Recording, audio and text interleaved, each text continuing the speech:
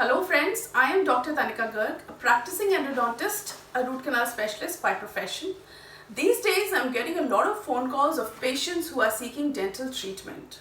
So the purpose of my video today is to make you aware about when you can avoid a visit to a dentist and when it is an emergency and you need to seek dental care during this lockdown period.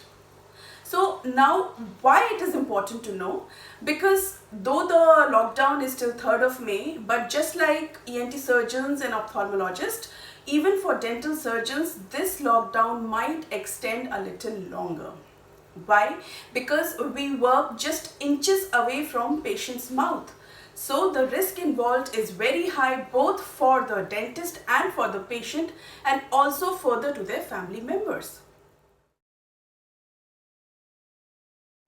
So first of all, if a tooth needs filling and is not causing any discomfort, then you can avoid a visit to the dentist just by keeping the area clean by regular brushing and frequent rinsing.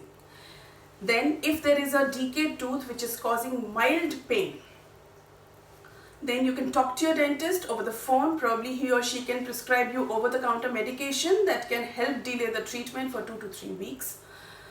If there is a chipped tooth or a fractured tooth, again which is not causing any discomfort, stay at home.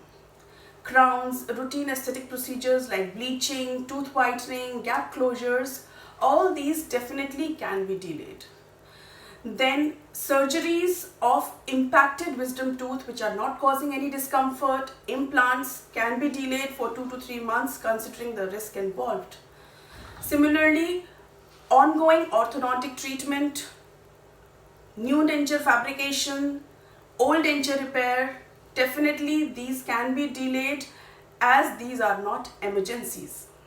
So till now, whatever procedures I have discussed are contributing to 85 to 90% of all dental procedures.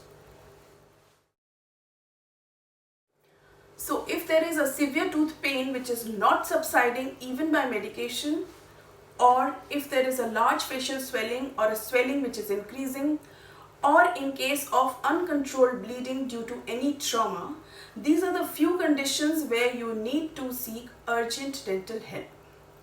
So friends, I hope this little piece of information may help most of you. In my next video, I'll be talking about precautions to be taken to avoid dental treatment during this lockdown period, which I'll be posting soon. Thank you for listening. Stay home, stay safe. Namaskar.